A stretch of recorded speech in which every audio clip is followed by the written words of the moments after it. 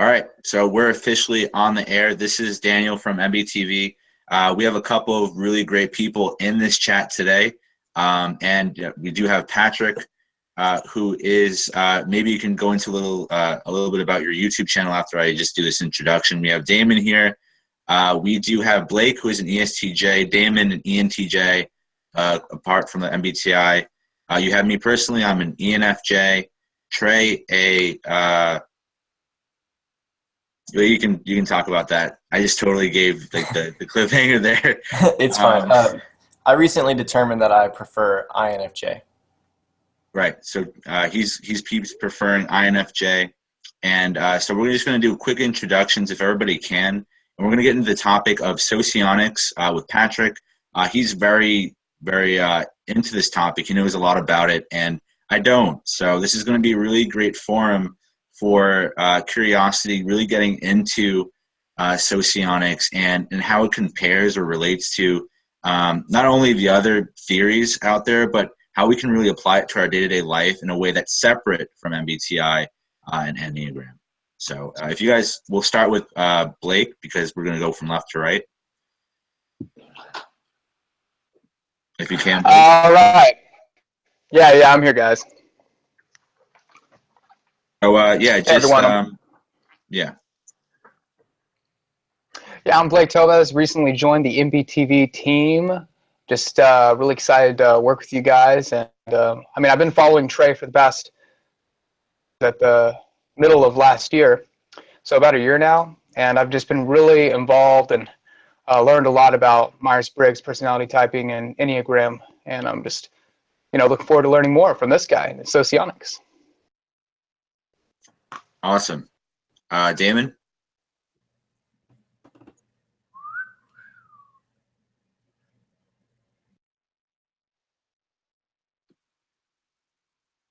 That was awesome. And that's the introduction for Damon.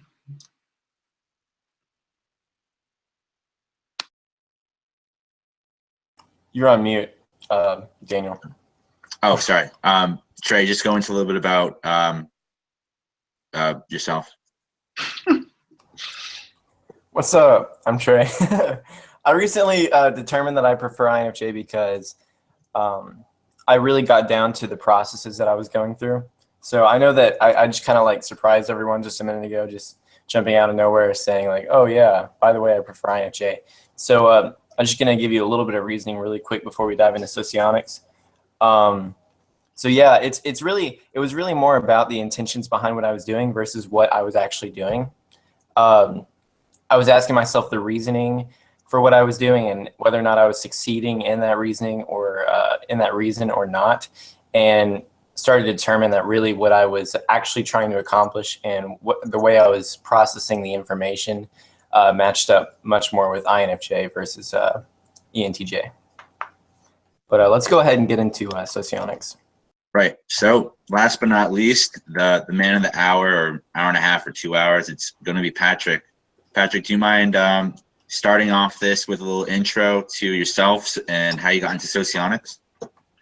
No, I don't mind. So I'll just go ahead and start. So I started with MBTI. I took the test in high school when I got INTJ. And then I got into the functions, and I wasn't sure about INTJ, switched to INTP. Was INTP for about a year. Got into Socionics at that point and sort of learned more about the functions, because Myers-Briggs, they have a pretty good explanation of the functions, but some of them are a bit different than Socionics, such as extrovert sensing is probably one of the main big differences. So at that point, once I got into Socionics, I switched over to ISTP, and then that's sort of where I stuck with Socionics from then on out. Researched less and less Myers-Briggs and stuck with Socionics. And since then, I've been making more YouTube videos. The goal of my channel is mostly to teach the Socionics theory to people who are starting out Myers-Briggs, because that's how most people start out. They start out on Myers-Briggs and they get into Socionics. So I'm trying to make it more understandable, because there's not that much information. It's like a Russian typology, so that's totally crazy stuff. Yeah, and That's actually a really good, a good point you made, is that you're switching over from MBTI to Socionics. I want you to go in a little bit about the decision making you had with that, and to kind of go into the idea that probably most people have about Socionics, where people may seem like it's kind of like Enneagram almost, where it's not as concrete or pronounced as MBTI is. And maybe you can shed some light on why people would, should elect to look into a little bit of Socionics. Yeah, that's interesting, because I would actually, in my personal perception, I would say that Myers-Briggs is less concrete than Socionics. And the reason why I say that is that Myers-Briggs, the reason why Myers-Briggs is good is because the stuff they teach is pretty well validated. And so they're mostly teaching things that they know are very accurate. The problem with that is that they leave out a lot of theoretical information that hasn't been validated yet. So, for example, the so-called shadow functions, the other 4 that you don't value, they don't really talk about that much. There's always sort of splinter theories. Yeah. Mm-hmm. And Socionics, I like it. I think it's more concrete because it's theoretical, but they talk about what each function in the shadow functions, like how it manifests in the model. So it kind of goes into the shadow functions. It kind of gives, like, as per type, it has more of like an overview, even counting those guys in. Yeah, like it talks about how for example, if you're an ENFJ, you value extrovert feeling, introvert intuition, right? It also talks about how you're also good at extrovert intuition and introvert feeling, just based on the idea that since you are an NF type, you're good at all 4 of those, rather than just FE and just NI. You're good at all 4. Mm-hmm. Yeah, that's true. It's kind of like, actually, I got the intuitive vibe that, like, that's the focus, and that, like, maybe the challenges in life are with the other 2, I guess, polarities, right? Sensing and thinking, Mm-hmm. right? And that's where most of that development has to come from. I think also Socionics talks about how your natural strengths lie in, for you, like NF, and a lot of times you can improve on like sensing and thinking type stuff, but a lot of times the whole point of societies is to bring people of different types together so that they complement where you're naturally not, you don't prefer. So it's almost like, yes, you can improve these lesser valued functions, but at the end of the day, you can also spend your time finding other people who are good at that, and they will take care of those aspects for you. There's this really cool metaphor that I talk about with MBTI, where, for me, because I do so much research in the area, I realized early on that, and maybe this is true for Socionics as well, that each type is kind of like a sage, right, of a certain kind of cognitive ability. And that whether you're an ISTP or an ESTJ, you have a capacity or intelligence for a certain way of cognitive thinking. And I've always kind of understood that from MBTI, and I'm pretty sure that kind of translates in Socionics as well. And more so, you can really break down how people process situations through cognition, and breaking it down through functions, right? And like the order in which people usually experience things. So I'd be more interested to know how that transfers over to Socionics, and how people are their own unique self and type, shorthand, right? What their type is really in Socionics, and how that kind of either adds to or is different from MBTI. Mm-hmm. Well, there's a lot of similarities in Myers-Briggs and Socionics. So for people who are really new to Socionics, there are 16 types, and Socionics also has the cognitive functions. So they have introvert thinking TI, they have extrovert sensing, they have introvert intuition, they have all 8 of those. And you are one of the 16 types in Socionics. And so if you're, for example, an ENFJ in Myers-Briggs, you might be what's known as the EIE in Socionics, or the ENFJ, they type it. And so you would have extrovert feeling and introvert intuition as sort of, they call it the ego block. So extrovert feeling and introvert intuition is really what you bring to the table as a human being. Those are what you're strong at. Those are what you value as a person. And I guess that would answer your question on sort of what each type brings to the table. They each bring their top 2 functions. Right. Okay. And I actually want to go a little bit more into what you're talking about, where it covers like the in-depth version of those types, right? Mm-hmm. Where you said they do focus on the functions that are kind of in the background, or maybe not. I don't know. Yeah. Is there a way for me to like share my screen or anything like that? I believe there might be. Yeah, there's something on the side where it says screen share when it pops up on the left. Let's see. You see the green box. Yeah, let's see. Okay, I think I got it. Can you guys see that? Yes, I can see it. Yeah, so this is one website. You can see the URL right here. This is like the ENFJ. Mm-hmm. So they have the ego block, which is sort of like who you are and what you value. And so as you can see, they have descriptions of extrovert feeling and introvert intuition right here. Mm-hmm. And as they go down to the super ego block, this is extrovert thinking and introvert sensing. They sort of see that in the ENFJ as places where you're not very good at it and you don't value it. So it's almost like a weak point in each of the types is the super ego block. It's almost like this is what society wants you to do, and this is not what you want to do. Or what we perceive as what society wants us to do. Yeah, that's a good point. What you perceive. You might not necessarily have to do it, but you feel a sort of obligation. Yeah, because if it's different for every type, then it's going to be different, you know. Yeah. So, for example, in INFJ, like Trey might have different superego functions. He might feel that society requires something of him that he doesn't necessarily value. Right. And then the super id. This is another big difference in Socionics from myers-briggs is that I see in a lot of forums, like you go to like the INTP Facebook group, for example, and you see a lot of people talk about how they do not like ENFJs. Like if you're an INTP, you don't like ESFJs. You don't like people who value opposite functions. But in Socionics, there's a big deal in that you like certain functions that you're not necessarily good at, and you appreciate when other people provide those aspects of thought process for you. Yeah. That's actually funny that INTPs would say that about ESFJs, because I know a lot of INTP ESFJ couples. I know a lot of them. That's the whole concept of duality. And you know what? You know what's really funny about the people in those Facebook groups? They probably say that on the group, but then they probably like somebody in real life who is an ESFJ. And it really shows that stigma with MBTI, like we were talking about in our last live session.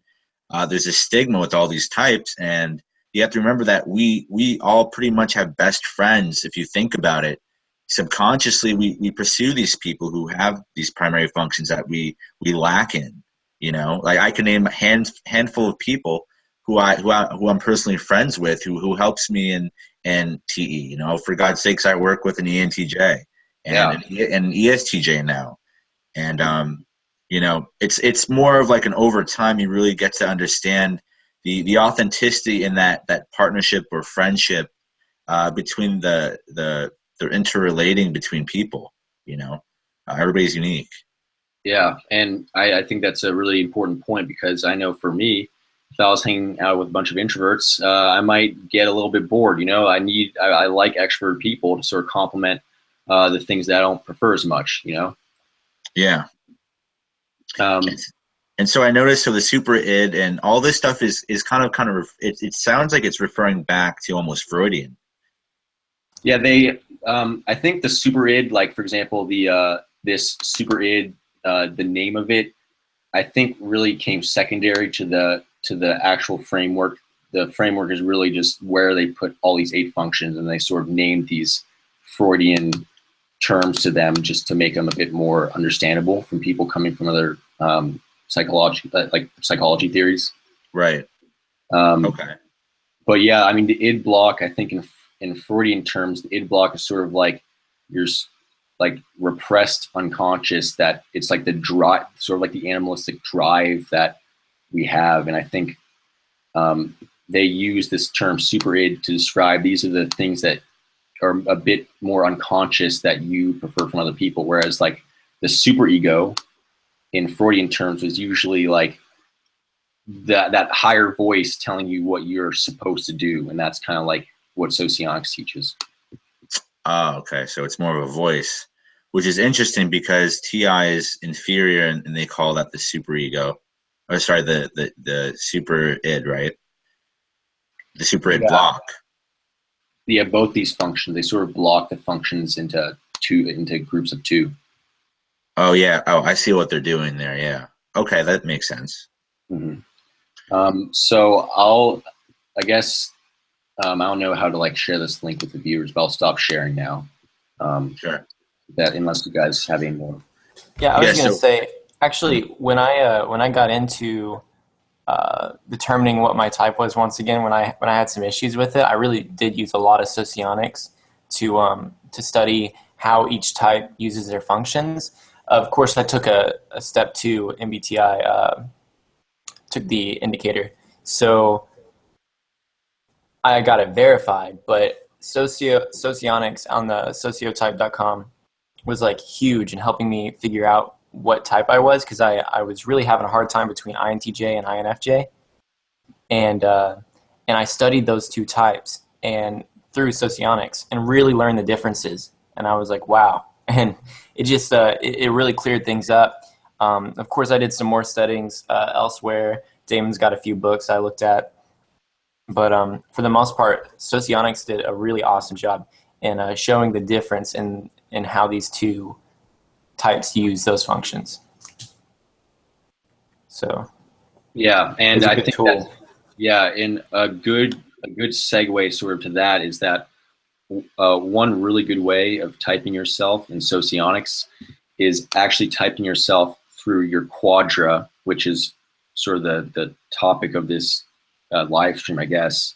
And essentially what the Quadras are is that we have 16 individual types, and we divide them up into 4 different groups. So there are 4 types within each one of the groups, and we divide them up based on what functions they value. And so an easy way to think about this in Myers-Briggs is think of like the ENFJ. Okay, they have in their stack FE, NI, SE, and TI, right? Mm-hmm. The INFJ in Myers-Briggs also has FE, NI, SE, and TI in their stack. It's just in a different order, right? It's just they flip the next. So and then also the ISTP, TI, SE, NI, FE, and the ESTP, TI, SE, or SE, TI, FE, NI. They all have those 4 functions in their stack, and that's how you put them into one group. Gotcha. So and it necessarily doesn't have to do with dominance, but more as much just separating and understanding them through the different functions that they have. Or, yeah. So like the ESTJ, for example, they don't have FE, NI, SE, and TI. They have TE, SI, NE, and FI. So they value different functions. So they'd be in a different group, for example. Okay. And so the idea is that when you're trying to figure out Socionics type, yeah, you can. It would be a great guiding point, because if you believe, like, let's just say you're an INFP, and you look for that certain quadra that has INFP in it, that's the overwhelming area of other types that you may potentially be. Whereas a lot of people focus on, they get like the functions mixed up, and I guess that's kind of an idea that going forward you'd want to kind of understand how functions work and then really kind of go from there, because a lot of people, I feel like they can jump from like ENTJ and ENFJ, and that's like a huge difference in type.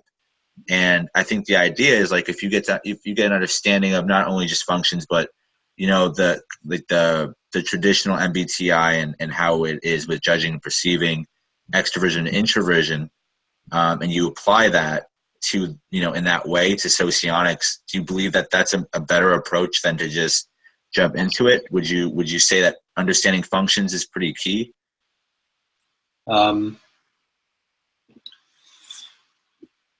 I think that understanding functions is important, and I also see, like, I've observed a lot of times that people kind of get caught up in the really small details, and they sort of get muddled in just an enormous amount of facts. Like if they're trying to determine between INTJ and INFJ, a lot of times they just get overwhelmed with, okay, how does FE work? How does TE work? Like, what are all the ways they like work together? And some people just get confused. And Quadras make it easier because Quadras are less so about functions and more about core values. So I could give you an example. A good example is the idea that the INTP, the ENTP, the ESFJ, and ISFJ, they all value this notion of universal inclusivity. Like those four types really value accepting everyone in the group and making sure that no one feels like they're outside the group. They're very democratic and making sure that everyone is having their chance to talk. Whereas a different Quadra is less concerned about that, so it's more identifying core values than functions. Now how big is that spread across every socionics type? I'm pretty sure that there'll probably be ENTJs that have a preference for that. Maybe it may not be the desired factor per se, but there are outliers, right? So other ways you can defer, besides values and stuff, or is that really is there a list of values that one would go through? I'm not necessarily sure if I could say there's like because I'm taking it from the experience of, let's just say I don't know that I'm an ENFJ, and I'm like, great, I'm on the Socionics page you just showed me, and I'm like, well, how do I differentiate myself from all the other types, right? What am I looking for? How can I like really assess myself? And if I land on the part where it says, oh, well, these are the values for this Quadra, right? It may not resonate with me, and that may not accurately depict who I am, although it sounds like me, right? So, yeah. Well, I guess it'd be a case-by-case basis, but there could be another Quadra with values that you resonate with more. So if like, of course, I think a lot of people like the idea of, universal inclusivity and making sure that everyone feels accepted. I think that's something that a lot of people share, but then a lot of people also share the idea that they want to sort of stick to a close-knit group that is more focused on, feeling more connected with the people in the group as sort of like a unit, as opposed to feeling like they want to be part of like the entire. It almost sounds like you can get a sense of who other types are outside of you based on their actions in these values, right? So it's more action based, it sounds, right? Like there is a universal, right, togetherness that people would like, but at the same time there are Quadras like that Quadra that you mentioned where they actually really will exemplify this when you see them. Yeah. So maybe there's like a physical practicality to that, right? Yeah, like one Quadra might be more focused on self-reliance and make sure that they are able to take care of themselves, whereas a different Quadra might be focused on working together in a society to not necessarily be self-reliant, but be more codependent on each other, for example. Does anyone how do people feel about this so far, by the way? Is this like, do people have questions? Is this like totally just confusing, or like what's the deal with everyone else? We do have some questions. Maybe Trey or Damon can chime in. I haven't been looking at the chat, but I am there now. Where's the chat? I think for the most part there haven't been any questions, but we haven't really opened up any yet. What I really want to know is, when it comes to the Quadras, how can you like put a person in a Quadra? How can you tell, what are the distinguishing things about a quadrant? You know what I mean? And then like, I think there's some cultural theory that I had heard you talk about before. I don't really know anything about it. And I might be wrong. It might not be cultural. I'm not really sure. But Yeah, I I like remember. you to, I know what you're talking about. Yeah. it'd be cool if you could explain that. So I'll answer the first question, which is, I think, the way I sort of approach learning about quadras is that I just look up, for example, beta quadra, and I learn all the characteristics of the beta quadra, and then sort of look out for those characteristics in other people. So, for example, beta quadra types, quote, are characterized by ideological conflict and passion energizability. That's one characteristic of them. And so you can see on, like, if you have a bunch of Facebook friends, you can sort of see the Facebook friends who are getting really into the local, like the politics that are happening right now, like Trump versus Hillary. Like, you can see the ones who are constantly posting about their political views on the matter, whereas you can see some people care less about what's going on politically, and they're more focused on sharing different Facebook posts about their life, and that might be one cue in determining what quadra someone's in, for example. Does that answer your question? You're muted, by the way. Yeah. So yeah, that's cool. I really what I'm kind of wondering is, like, for each group, some characteristics, some, like, from what you've learned, because I don't know anything about it. I haven't done any research. So just from, like, each group, maybe their characteristics, examples maybe, and then what was the other thing I mentioned earlier? Cultural.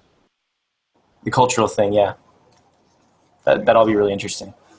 Okay. Let's see. How do I want to approach this? So the way the quadras are divided and the way they get their sort of characteristics is based on the cognitive functions.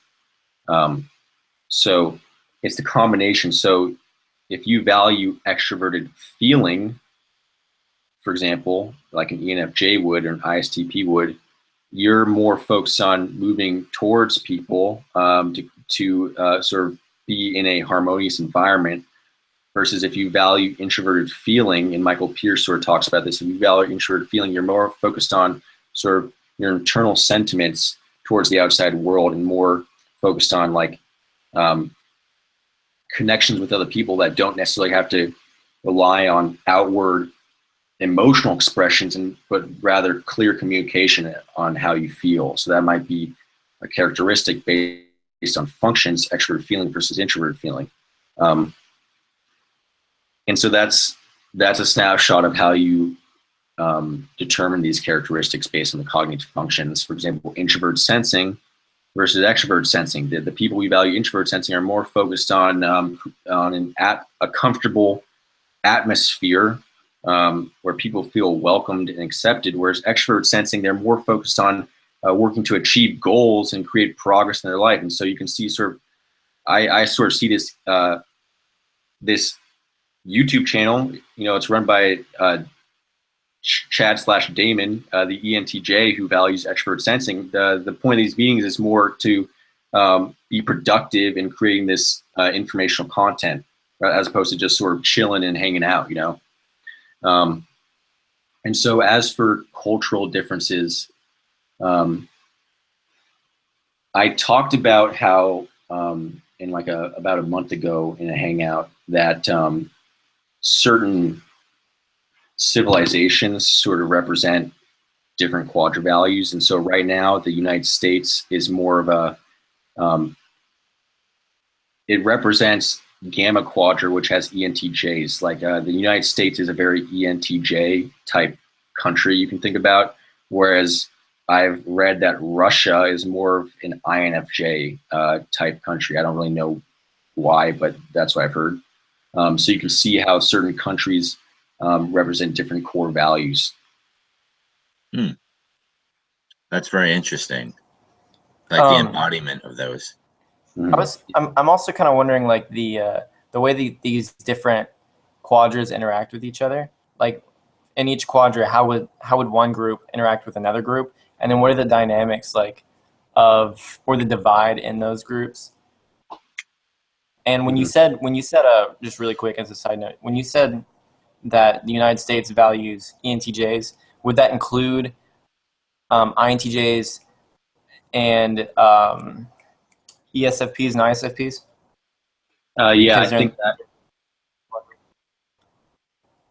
Yeah, I think that they all share the same values, and that the United States is a very democratic type country. Not necessarily just the political system we have, but there's a lot of value in sort of being your own individual and setting out into this world and making the most out of this world based on your own individual capabilities, which all of those 4 types value particularly. So yeah, they all 4 value that. Makes a lot of sense. All right, so what about the interactions between those quadras and how they? Because like I'm really curious. Like if I go do research on the quadras and how a particular quadra will act, and then like over time, if there's like a pattern in like how likely it is that a society will value one quadra and then the next quadra or something like that. Like I'm really wondering like the grunge stuff behind the quadras. Yeah, that's a bit of a hard question to answer. I don't know as much about that. I'm just gonna. I mean, I don't even know if that exists. Like the pattern, like that I was talking about, just how likely it is that they'll move from one to the other. I didn't even know that if it exists or not. But I'm just curious. Like anything you might know. I read this one article, and so the things I'm going to say right now are totally based on one article that's completely theoretical, and a lot of people actually disagree with. But I'll just say it anyways. Is that we started out in the alpha quadra, which has INTPs, ENTPs, ESFJs, and ISFJs, and this is when humans first learned to talk.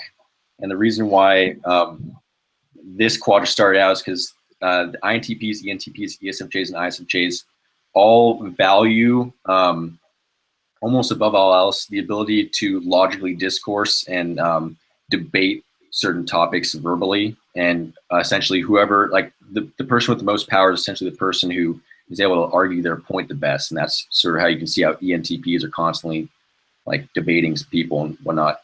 And then over time, alpha quadra was replaced by beta quadra, and that was less focused on the ability to argue logically and more the ability to, I guess,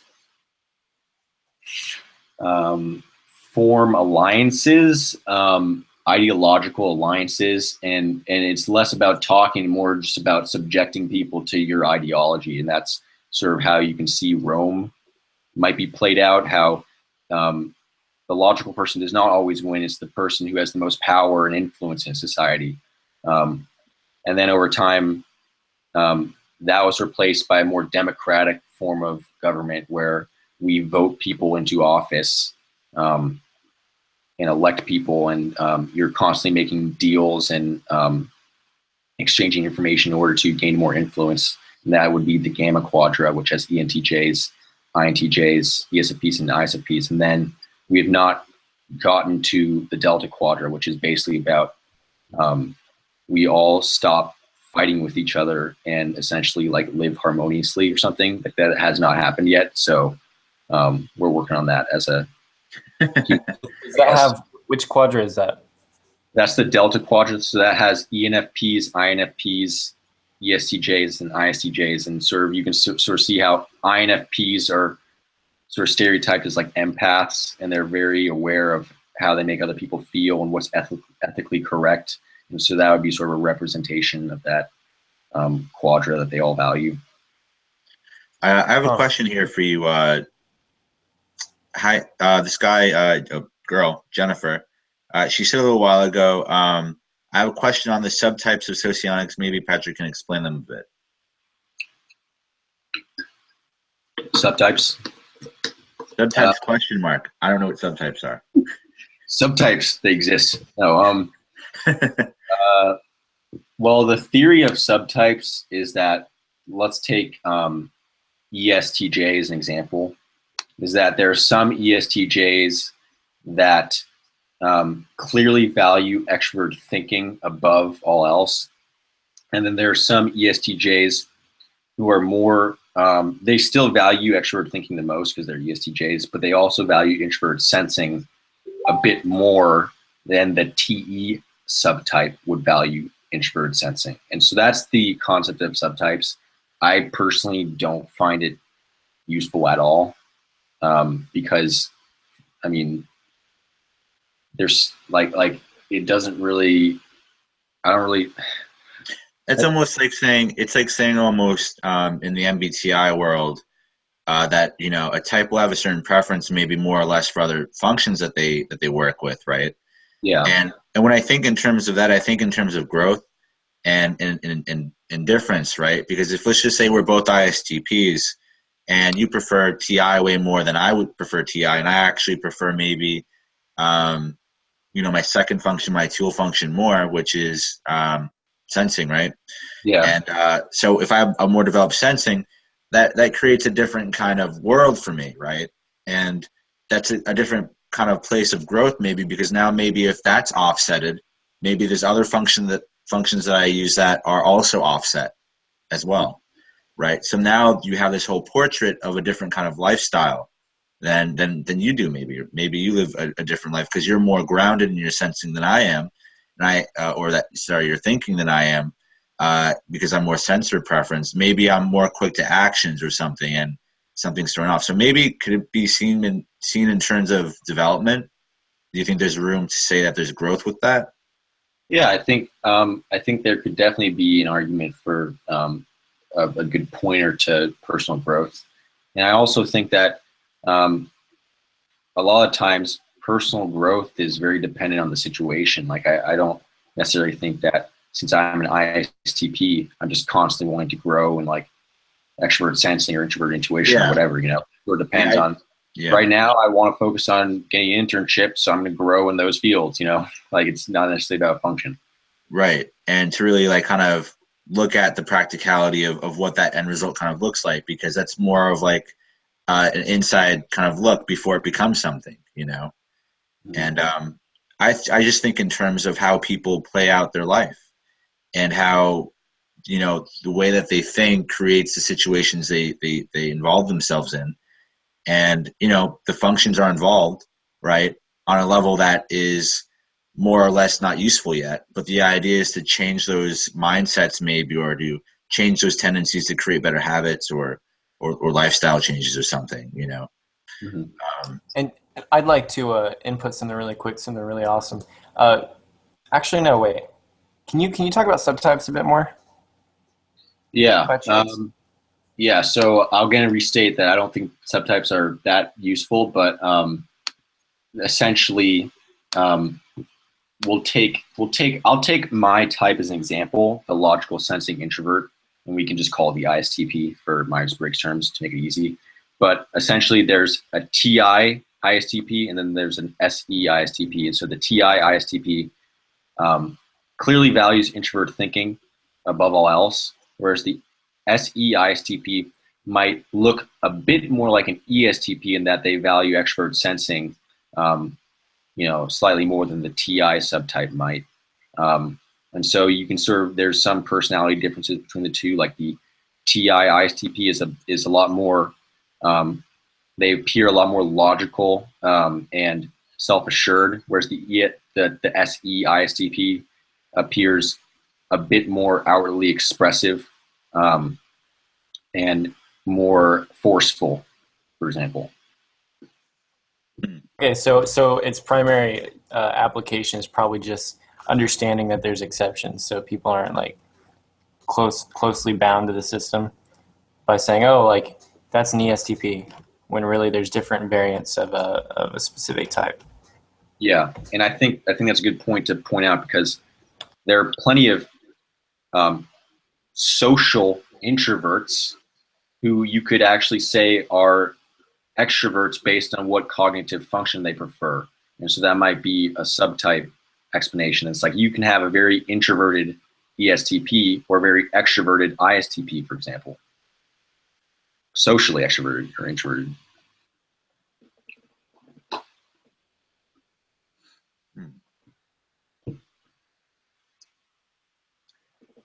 That's interesting. So there was something earlier that somebody mentioned. I know you made it kind of easy in layman's terms, right? To talk about kind of MBTI to Socionics, making that translation. Somebody asked before about INFPs and INFJs, and though I do understand the functions, they're geared towards a different way in Socionics. So there may be some people who just tuned in who are still kind of not in the understanding of how that translates, right? Mm-hmm. So for the common INFP watching this, who's like, all right, well, I'm an INFJ in Socionics, what does that mean? What's like the easiest way to kind of see that without the complexity, if there is a way? Like to convert your type from Myers-Briggs to Socionics? Yeah. Like for me in ENFJ, it's ENFP or yeah, right? ENFP. No. So yeah. So I'll explain it like this. Yeah. Socionics, they do this freaking thing where, okay, let's take the ISTJ in Myers-Briggs as an example. Okay.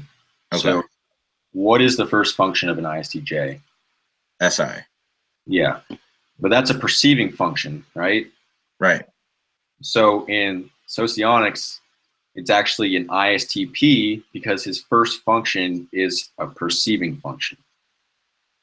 Oh, okay. But in ENFJ in Myers-Briggs, their first function is extrovert feeling, which is a judging function. So they're still an ENFJ in Socionics. Oh, so it has to be a judging function first. Essentially, if you're an introvert, you flip the J and the P, and if you're an extrovert, you keep it the same. Oh, so right on. Yeah, easy for me. Easy translation. So for everybody out there who's an introvert, just switch it around a little and finagle the functions, and then it'll get right. Although some people might be a totally different type in Myers-Briggs than in Socionics. For example, there are so many INTJs in Myers-Briggs who are most certainly not the INTP in Socionics, like the sort of NITE type. The switch, because with that translation, there's more to know as far as the parameters. Yeah, like just sort of like if you could take like I was I took the test and I got INTJ on my official Myers-Briggs test, but I don't think I value introvert intuition, extrovert thinking first and foremost in Socionics. That might be an example. I think in that case, you just sort of have to learn more about Socionics and figure out what type you are based on the functions. Yeah. Because it's a totally different kind of system. So it's almost like cross checking yourself, I guess, because they still use the functions, and except they just kind of rearrange everything with Quadras. And with that, it kind of actually shortens the range of the scope in which you would want to, cross-check yourself with type. It limits it to 3 really distinct, or four distinct types, right? And if you align with those values, that's pretty interesting. That's actually a good direction. It's like if you think you're an INFP, you go to that Quadra and you kind of figure it out from there. Because there's a huge distinction between INFPs and INFJs in the Quadras. Yeah. Right. So there's a lot of people out there in the MBTI world who are they're stuck between this perceiver versus judging preference, right? And that's a totally different type because they're just different functions. So what would you say to people who are stuck between those types? Because those are 2 different Quadras, right? That's kind of like the gray area there. Yeah, I definitely think that if you're stuck between like the INFP and the INFJ, the first thing you need to do is look up each of the quadras that those types are in, because the quadra values are so different from each other that it's hard to really miss. Like you will, like if you read what each quadra values, it'll be a lot easier to determine, okay, I'm an INFP or I'm an INFJ, you know. And so like it's almost generalized, but it's the direction, right, in which somebody should start to examine, right? Because two values would be totally different. There's 4 to choose from, right? Or 5? 4. There are 4 quadras, yeah. 4 to choose from, and you know, one should resonate with you, right? Like for you, you probably resonated with the quadra that you're in. Yeah, and I think it's easier for people to determine their own type based on quadras, as opposed to trying to be like, okay, what about auxiliary NE? Like, how's that? What about, you know, like auxiliary FE? Like, it just gets totally complicated. There's all this like minute details attached to it, when all you have to do is look at the core values that you have, you know, and going from there. Yeah. I actually have a question from a viewer named Natalie. She says, would you say you were mistyped in MBTI, or you just have 2 different types?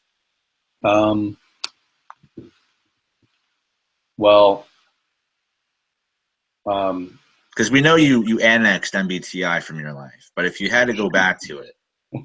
Yeah, I write that I'm a myers-briggs ISTP, right? I write that. I agree. Yeah. But based on the tests, like if I took the step 2 assessment of Myers-Briggs, I think they would undoubtedly type me as either INTJ or ISTJ. I mean, it makes sense. It's a lot easier to picture me as an intuitive, just based on like what I've been talking about so far, because I'm just really into this like sort of Myers-Briggs stuff, you know. But you also have that logical framework, you know. Yeah. But which one, you know? Yeah, and I think also the judging versus perceiving, like Socionics has a different belief in that, which is that if your first function is a judging function, like introverted thinking is, you're gonna appear outwardly like a judger, like, you know. Whereas Myers-Briggs is like, oh, your first function, if it's introverted judging, then your second function is a perceiving function, so it looks like you're disorganized or whatever, you know. Yeah, so I guess the idea is, right, when you really look at it, a lot of what you know just generally about both theories, it becomes diluted in between. Whereas if you're trying to associate with MBTI or Socionics, a lot is diluted and it has to be retranslated. And the idea is not to like try to match them up. It's to, again, see them as separate and grow within that system that they have and see if it resonates with you. Because if you try to connect it, it seems like nothing's going to make any sense. That's just flat out what it looks like. And, you know, it's just going to get confusing if you just see it like that. So I would associate, you know, me personally, I would just associate it as what each system has kind of outlined, because that's kind of their methodology.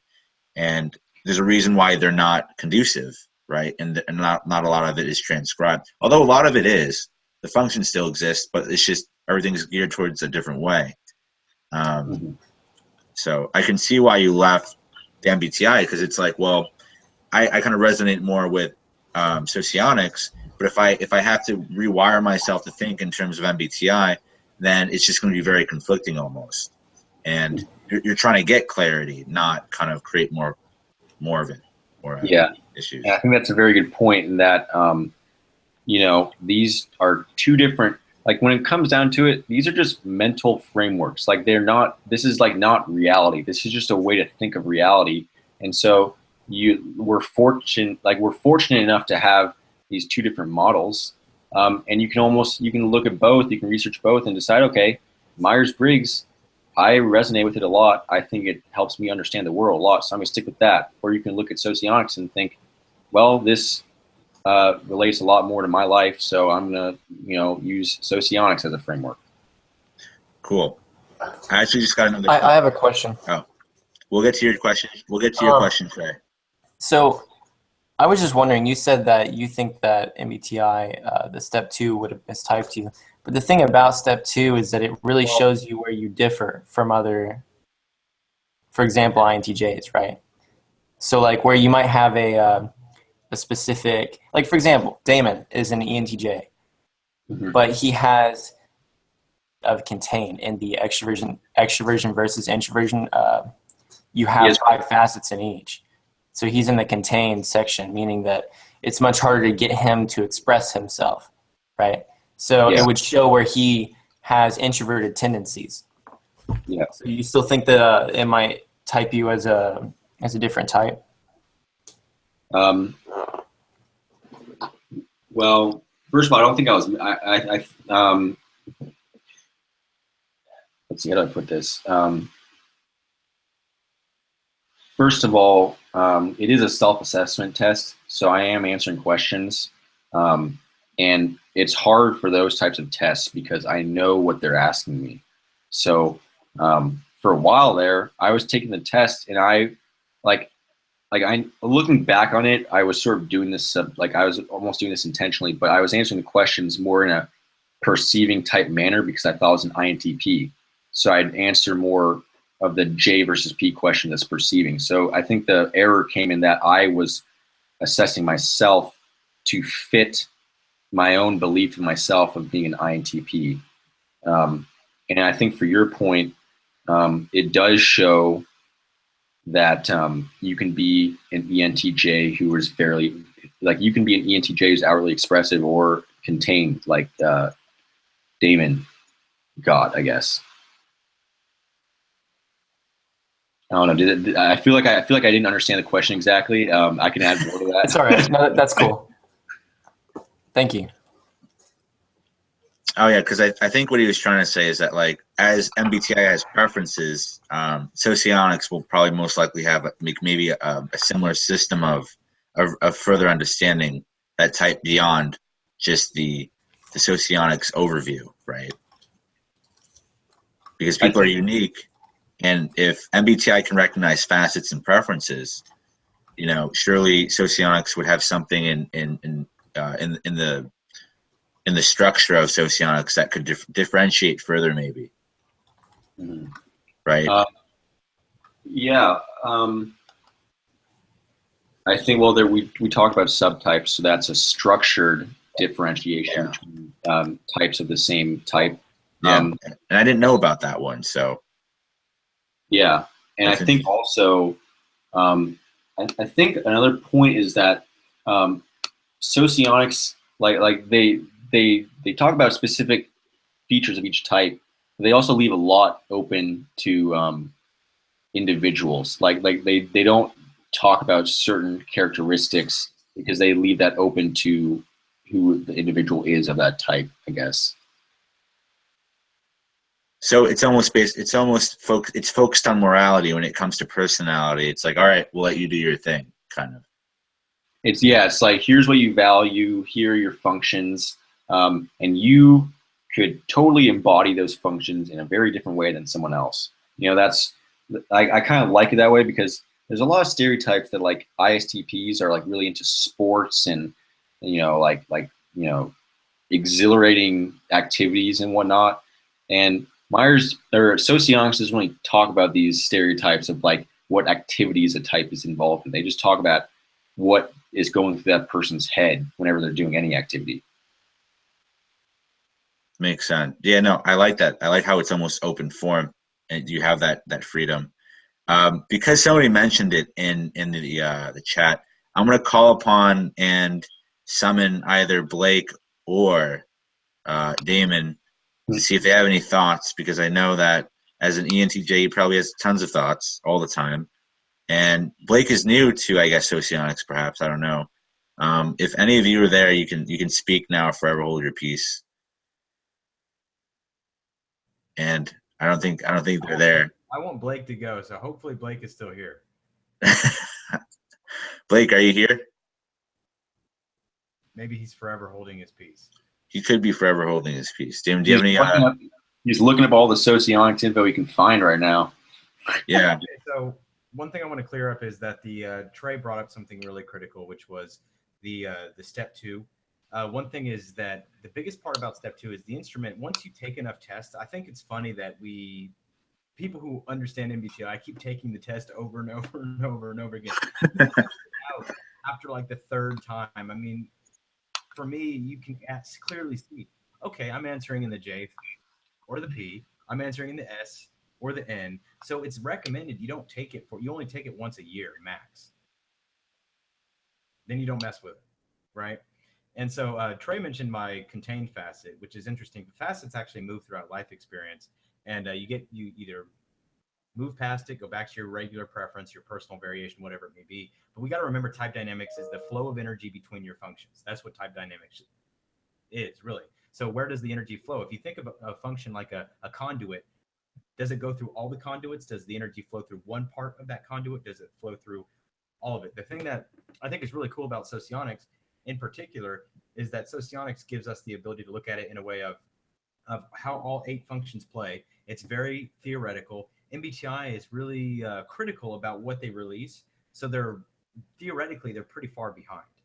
They do a lot of research, but they don't release things until they're pretty confirmed. That's how it is. Whereas Socionics to me is much more advanced. It's much more deep. It's much more sophisticated. And that's where to me, the appeal of Socionics is to really figure out type as far as people who are really tossed up. I don't usually go that route unless it's like absolute, like, okay, this person's really mixed up. They're having some serious trouble. So incorporating aspects of understanding the role function, the mobilizing function, the suggestive function, the vulnerable function, and looking at how those functions play a role in the total type dynamic makes a huge difference. And I never really considered using the Quadras, but that was actually a brilliant idea Patrick brought up, was the Quadras aspect and seeing how they actually have a totally different dynamic. That was really kind of revolutionary to me, and saying, okay, yeah, maybe that's where the issue is. If you're tossed up between J and P, the Quadras are going to release to you, and you're going, okay, yeah, that I either align with this or I align with that. They're pretty differentiated. Whereas you may find that sensing and intuition, you're like, well, I kind of relate to both, and that's where you're going to have a real issue. Somebody asked a question on subtype. Okay, I'm about to mute myself in a second. But somebody asked a question on subtype, and they said, well, what about subtypes? Well, if you look at it this way, a person who has SE, and Patrick, correct me if I'm wrong, but a person who is a subtype like an ISTP, who has a ISTP, or rather ISTJ in Socionics terms, with an SE subtype, they still prefer TI over SE, but their SE has more strength. And so their SE is stronger. So the functions that relate to SE, I think it's the accepting and producing functions, if I'm not mistaken, actually get stronger, and the other opposite functions get weaker.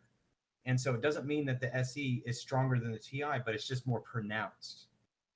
Okay, so you'll see those functions, if it's producing or accepting in that example, you'll see all those functions that are aligned with that all be a little bit stronger. So they'll appear like the other type, but in reality, they still have that dominance, and they still prefer that top function. So that's how we understand the subtype, at least as I understand it. Patrick, does that make sense? Yeah, I agree 100%. And like, here, 1 second. 1 second. Yeah, like take this guy. This he has been typed as the same type as me, for example, and you can see that like there's a huge difference between. By the way, this is the lead singer for Metallica. Yeah. In case you guys don't know. He is the same type as me, but you can see that he is an SE subtype, and I'm a TI subtype. You're unlikely to see this guy like looking up Socionics type stuff. He's less. There's less of an outward emphasis on introvert thinking, more of an emphasis on extrovert sensing, as an example. Right. Yeah, and he still prefers that TI ultimately, but with the same thing, it's just that he's exerting that SE into the world more. Yeah, and I think that you're accepting versus producing is a good addition to that. You can see that the SE, he's producing that extrovert sensing information more than I might be. Right, and I think the other aspect that we have to understand, Socionics takes strength into play, whereas MBTI does not. Strength of functions? Yep. Strength, strong, weak, valued, unvalued, all that is it plays into this total Socionics dynamic. What I really would like to get, I don't know if you have your hands on it yet, but Model G stuff in socionics would be really interesting to get. Yeah, I think I've heard of that.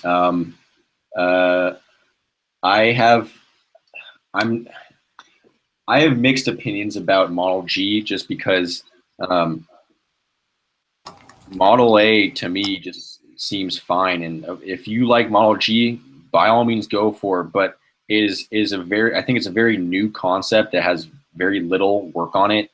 So it's totally theoretical at this point. But I think they talk about more stuff that you're talking about. I don't know. Do you know anything about Model G? I don't. I was asking about you. I think Model A is just fine, but I think Victor Galenko is the one that created Model G, if I'm not mistaken. And he's very controversial. He has a bunch of controversial ideas of socionics. Yeah, and so I've heard, and some of his views I even disagree with. As being an MBTI person myself, I'm like, whoa, okay, I don't really agree with or align with that particular perspective. But a lot of the other socionic stuff I've read, I'm like, that makes perfect sense. And a lot of the Model A stuff is very clear to me. I read the point of least resistance, and I read these functions. I'm like, yeah, that's definitely, it's easy to really kind of solidify. If you're still doubting type, like you're at 95%, you're like, I'm not 100% sure. I think if you go through the socionics functions, you see how those roles play between the two types. You can go, okay, that's the role function. That's how I'm using that function. I get it now. I can solidify that.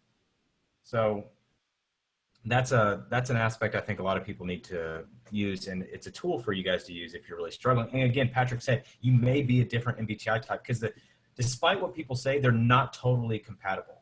Yeah. Yeah, and so you may be a different MBTI type than you are a socionics type. They're similar, but what's interesting, and I think Patrick and I discussed this in the past, is the information metabolism is more about socionics. Whereas socionics is more about information metabolism. MBTI is more about type dynamics as far as the cognitive function and mental processing goes. So it's a little bit different.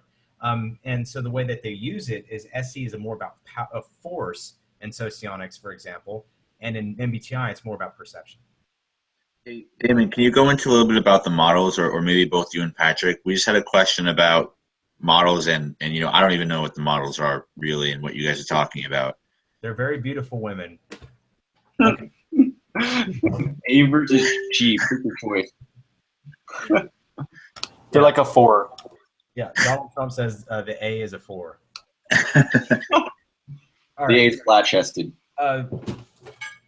Yeah, so, okay, Patrick, do you want to kind of explain models? Because you obviously are more educated on socionics than I am. I'll try my best. Let's see. Let me pull up some nice little pictures here. 1 second.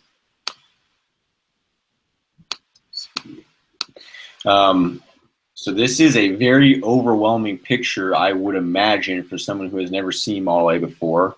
So I'll just try to break it down as best I can. In that, Model A is what I've been talking about this entire time, and it's essentially just that you have an ego block, which is your best functions, your most preferred functions. You have a superego block, which is what you think society requires you to do that you don't value. You have the super id block, which is what you strive to receive from other people and what you strive to hopefully improve in yourself over the course of your life. And then you have the id block, which is the two functions that you're strong at but don't necessarily appreciate. That's essentially Model A. Model G, I don't even know, So there's only 2 models at this point. There's only Model A and Model G. I think there's like a Model J or something. Like there's just another model. I forgot what it's called, but there is another model that's common in socionics. There's Model G. Model G is mostly in Russian right now. It hasn't been a fully translated. Socionics enthusiasts, socionists, are very, very, very into getting that particular Model G translated, because they want to see how it displays. We had another guest speaker, I believe, on the INTP discussions that was talking about Model G a little more. She obviously got some Model G information. I don't know where she got it, but she got some Model G information that I was curious about finding, and I really couldn't find anything on it, no matter how much I looked for it. So It's hard. Yeah, it's pretty hard, I think, but it's something I'm really interested in really diving into a little more. You know, But right now, it's not top priority. There's other things I'm working on, but I do want to get into it more. Daniel, you had it, it almost sounds like MBTI, like, I don't know if everybody knows this, but when you have like a research laboratory, right? And Damon, you may know about this, right? And I learned about this from a scientist. There's two sides of a laboratory. There's the corporate scientists, and then there's like the open range scientists, the scientists that they want to theorize, the theorists. And like it's weird because I see like MBTI being like this corporate kind of stuck, rigid, kind of model, right? This, a very, very proven, very, very concrete model with certain guidelines. But then you have socionics where people are like, I want to dip and dab and see what we can create with this, and it's not really about the structure, but the pursuit of how just pursue the dynamics and how much you can really discover about people when you put in different frameworks, I guess, right? Yeah, and I said this in the other call. MBTI has two sections. It has your typology section, and then it has your theory section. And MBTI separates them. So the typology is 100% backed. It makes sense. It's perfect. You either prefer INTJ, ISTP, ESTJ, and it's very clear. You prefer one or the other, and that's it. And they don't really even go into type dynamics. I mean, it's very minimal. But then if you decide to continue working with a particular client, then you can go into type dynamics, but it's called type theory. And that's a different thing. And so MBTI's type theory is so far behind because they're not really focusing on that. They're focusing on improving the questionnaire, improving the assessment, improving the indicator, that their type dynamics are very limited. So they still use a 4-function model. Yeah. Okay. Yeah, that's true. Yeah, but they do say, oh, you can use the other functions. It's just these are the ones you prefer, which is very limited. Where Socionics, it teaches you to play a role. And naturally, if we really think about it, in the Socionics model, not that like I said, I'm not trying to bash MBTI. We use it for what it's good for. But if you look at it in the sense of the functions, as a dominant thinker myself, to say that I have no strength in TI would be ridiculous. Obviously, I live a very logical perspective. I live a very logical life. I don't really prefer TI. I find that TI logic is not practical many, many times. And it's like it doesn't work sometimes in the real world. And I much prefer to make decisions off of TI. But I still can use TI. I just ignore it, right? It's more of an ignoring type of thing. And that's the key. And that's the part I like about Socionics. It says TI and NE are both strong functions in me, but they're not preferred. I tend to undervalue those those cognitive functions. I just tend to undervalue them totally. They're just gone. I'm like, okay, I don't really want to use these. Now, naturally, when I get irritated, I'll start using a little more NE. It'll start popping in my personality, and I'll use it for my humor side, right? So you'll see me use these other functions, and it's not like we're bad at them. So it's the same thing with the ENFJ, Daniel, as your control of FI. Which you clearly will take as ENFJ, you'll take the subjective moral experience or the human experience and go, you know what, the value on this is not enough. I choose the value of objective humanity or the objective human data, which is what I rely on. That's right. The concrete stuff. That's the stuff that really matters, right? So it's that clear preference. And can you imagine a point where in your life you go, none of that really does matter at all. Never mind. That's not going to change for the most part. Yeah, that's impossible. Yeah, so Socionics, one thing I can say is it's pretty stagnant because it's built on a model which, like Patrick said earlier, which was clearly try not to focus on the things that you're not good at and just be you and complement. So Socionics has a whole interrelationship thing. You have a benefactor-beneficiary relationship. You have a supervisor-supervisee relationship. You have a conflicting relationship. You have a duality relationship. You have a mirror relationship. All these different type dynamics involved in the relationship aspects of Socionics. Now, one thing somebody said, I don't remember who it was, but Socionics is like a math equation, putting two people together and they're supposed to fit, right? Well, you got immature ESFP here and you got immature ESTP here. There's probably going to be a lot of clashing here, regardless, or two ESTPs, right? Or the opposite of the ESTP, right? You have, you have the NI DOM who's supposedly going to be like INFJ, which is the opposite of the ESTP, is supposed to be the complementary, right? So but you have both parties immature, it's probably not going to work so well. Yeah. So there's that factor which Socionics leaves out, I think. But ultimately, if both parties have a sense of maturity, they're supposed to be the best complement, according to Socionics. Patrick, I know you probably have some thoughts to add in there, right? Yeah. I think it's a good point that Socionics focus a lot on intertype relations. And I also think that they do have some commentary on like improving yourself functionally, and that your area of improvement is most likely going to be, for example, ENTJs, their extrovert sensing would be the function that they're kind of probably naturally improving a lot, because the theory is that ENTJs sort of gain some self-esteem when they're using their extrovert sensing. They sort of use it recreationally. As an example, it's generally like the myers-briggs third function. And so you're naturally going to improve in that over the course of your life. And that would be sort of the extent of, I guess, functionally how you improve. And then they also talk about how other types are better at that than you. So they just take care of it, Yeah. I would say that's just a fair addition of what I was basically saying. There was a question on there too I wanted to get to, and how I use TI in my functional stack. The answer to this is that I think the way that I tend to look at these weaker functions, I'd say weaker, but rather under-preferred functions, is that I tend to want to subset them. So it's like my function stack in a way, if I want to put it in my own way, would be TE subset TI, right? So I would have a subset function stack. TI serves in the limited capacity to further my TE practicality. So I use understanding, a sense as logical understanding, as a method to further understand how something works, so I can apply it to the real world. So it's like it's limited in scope, but it still has strength. And that would be the best and the easiest way I can describe how I would use TI. For example, TI is how I would understand how a car works, right? How does it work? So the question I often associate with that is what components in that car, how do they all integrate? What logical sequence? What's the building model of that car? If I want to build a machine that's similar to that car, the same kind of processes, but it's a different machine, I could use those functions and still come up with something like that. But and I could use that knowledge. Okay, now that I understand that, how can I apply this for this particular practical result? It goes back to using my preferred.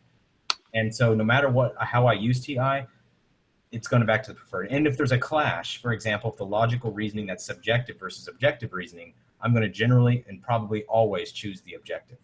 It's not really going to happen where I choose the TI component at all. So hopefully that answers that question. It's a subset in my mind. Of course, the Socionics notation goes in the 8 function model, and you start with the base, you go into the creative, then you go into the role, then you go into the vulnerable, then you go into the mobilizing, suggestive, and then I believe it's the ignoring and demonstrative. So that's kind of the pattern that Socionics follows as far as the function stack. And each one of those are not called functions. Those are called your functions, but the actual cognitive functions are called information elements. Okay, so there's different words to use in Socionics. They're not called functions in Socionics. The functions are the positions in which the functions fill. So that's called information elements, which is your SE, your TE, your TI. Those are all information elements. A little bit different, a little bit different, but it's really interesting to study because, like I said, it can further your knowledge on type. Yeah, I mean that's pretty spot on, and I don't have much to add. That was a pretty good explanation. I think if I were to add anything, it would, for me, introvert thinking for an ENTJ is kind of like you can see that something works, and if it's working, cool. If something works, you don't necessarily need to know how it works or why it works. You can just see, okay, this works, so I'm going to use it. So it's almost like ENTJs ignore the logical reasons why something works if it's working fine as is, and then they use the TI to understand why something works in order to continue using this thing that works. That's all I have to say. Mm-hmm. Yeah, and that's that that's a really good thing that like I said, I'm really interested in getting in more of the socionic components. I'm still very new to it in my own mind.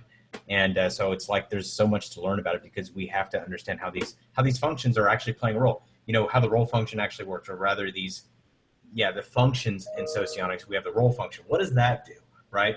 We've got the vulnerable function. What does that do? And now I've been using socionics as a way to further elaborate people's MBTI type. Okay, it's kind of a great and powerful tool to back it with theory. I like the theory component. I'm addicted to theory. So the theory component helps explain a lot of things. In a way, it's its own TI work in its sense. So the theory side is really fun for me. But as far as the rest of that goes, it's important to understand that they are different theories and they're not always 100% compatible. So is Blake around at all? He came in before. He's what? He was here before. I think I saw him pop up and then he disappeared again, but he's probably got some stuff going on. Okay. Let's see if we have any questions real quick. I want to make sure before I rant on. I'm trying to moderate myself. Sometimes it's not easy. Okay, so somebody says, how would you say functions develop? Okay, so I think Patrick covered the development of functions in socionics. It does have a few stuff. Do you know where the information on developing functions in socionics is, Patrick? I don't know an exact link, but I will say that an easy way to think of developing functions in socionics is that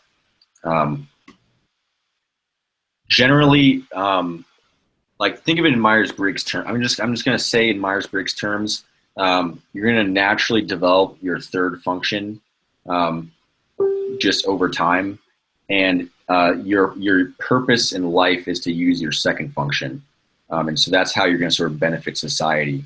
And so if you want to, I guess, improve your functions, it would be that if you're an introvert, just go out in the world and start using your second function as much as possible, providing value to society with your second function. And then if you want to, take a break from doing extroverted tasks, if you're an introvert, use your third function more. Try to integrate that into your life. That would probably be the best way you would, I guess, improve in socionics. Mm-hmm. I like the socionics angle too, which I've recently adopted, which is start embellishing in your strengths and stop worrying about where you suck so bad. Yeah.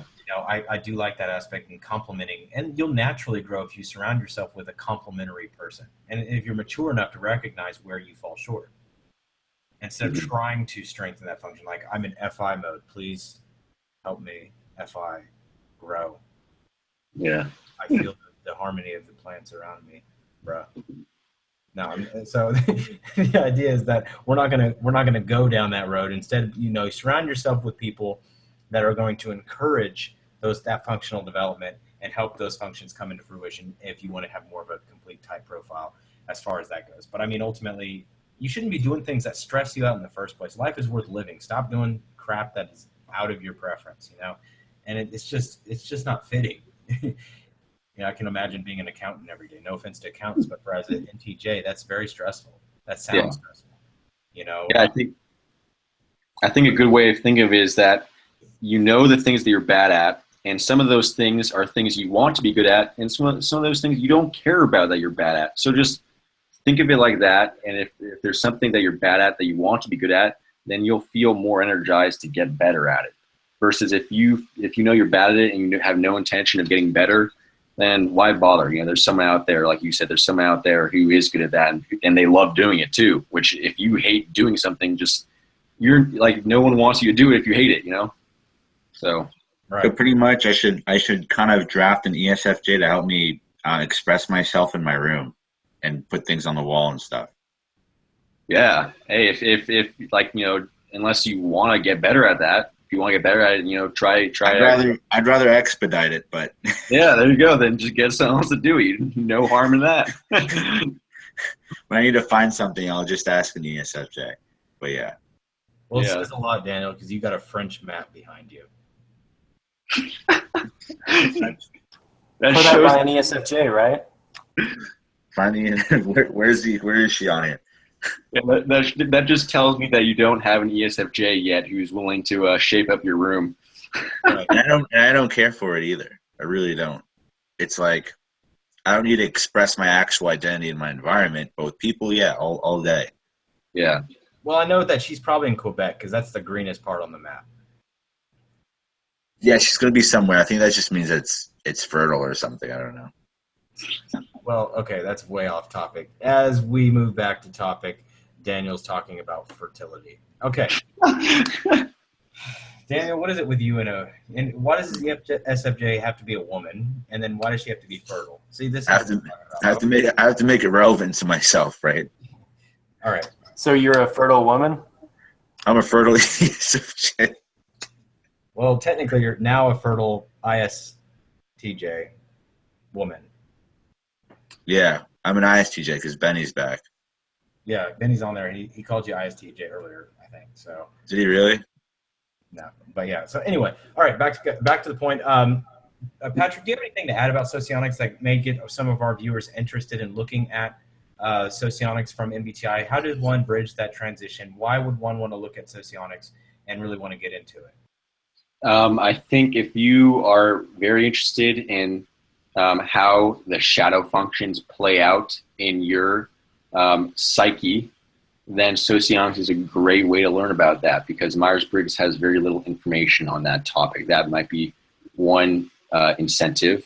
And then the other incentive might be if you're interested in more of a structured intertype relations between types, then Socionics has a lot to say about that as well. And then I give it my personal endorsement, having switched from primarily Myers-Briggs to primarily Socionics in recent years. So I might consider it. Yeah, and me personally, knowing as much about Myers-Briggs as I know, I used to not relate to the Socionics SI, point of least resistance, and I struggled with that quite a bit because I'm pretty organized. But as I've looked at how SI actually works, it makes a lot more sense to me now. And I was like, okay, first I was trying to discount Socionics. I suppose I had a bias against it. And then I figured it out. You know, I was like, I see how this works. I have not seen any direct conflicts other than that. And in general, I just could not relate to the SI side, you know, saying that, you know, ENTJs are sloppy or whatever. And I was like, yeah, come on. And I was like, yeah, they're haters. Patrick, what would you say? Always organizing his environment. Patrick, what would you say that? Oh, sorry. Go ahead. What would you say the biggest biases are with Socionics, and maybe disprove them at the same time? The biggest biases against Socionics? Yeah, because I've been to a lot of meetups with Socionics and MBTI, and there's a lot of people who are like, they just like it's like the light to the vampire. It's like Socionics, and they're like, stay away, right? Is it because it's a different theory? Is it because, you know, what is it? You know, why do people neglect to pursue it versus? Well, if you could give me an example of what some people might say, I could sort of dispute those claims. I haven't heard much about people hating on Socionics. Do you have like a specific example? Well, it's not an example per se, but like I just observed, you know, what like the actual reality of the presence that Socionics has versus MBTI, right? Like if you go on Facebook, there's a billion groups on MBTI. Enneagram, it dwindles down. There's not as many, and then at Socionics, it's, you know, it's non-existent. So I'm wondering, you know, why, you know, because I want to understand this on like on a social level, in a cultural level. You know, why people drift towards MBTI more so than Socionics. You know, where does that come from, maybe? And I don't know if Damon has anything about that, but I just noticed that MBTI, especially where I am in New York City, there's tons of MBTI meetup groups, and then I feel like the Socionic people, they feel excluded, and they want to go there and share, like, hey, it's almost like back in the day, in the prehistoric age, like I bring bread to your group, and this is what bread is, and people are like, I don't want your bread, I don't know what it is, right? Yeah. And so Go ahead. that's okay. it. Well,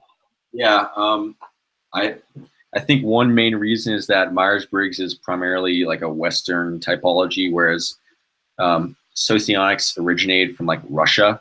And so there's just an inherent bias for Myers-Briggs because everyone knows about it. Like you don't have to know anything about the functions to know what Myers-Briggs is. You just know, oh, it's, I took this test one time in a psychology class and I got INTJ, so it's a very relatable topic. So I think people get, And it's not like you hear people going, oh, I'm EIE. IO. Yeah, I have a role function and a vulnerable. Yeah, people don't know about this stuff, right? Actually, thing is though, the reason that MBTI sticks to the basic model is because they're trying to make it more practical. And do you really think the SJs could pick up on the MBTI model? You know what I mean? It's sort of packaged for most of society because, the intuitives are going to love the theoretical side of MBTI. So they're going to have to go elsewhere for that.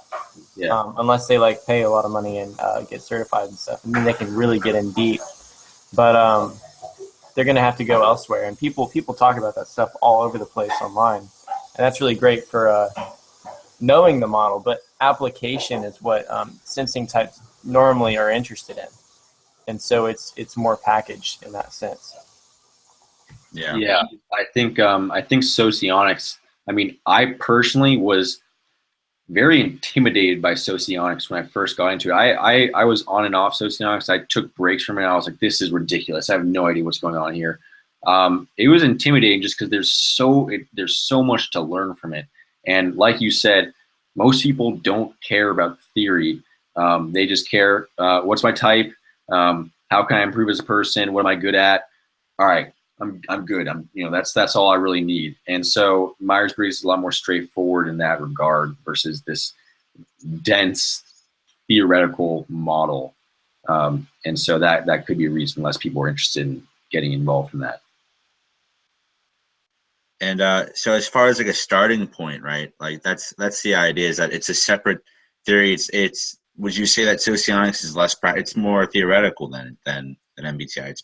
MBTI is more practical, whereas Socionics gives you that room to kind of grow and to kind of explore.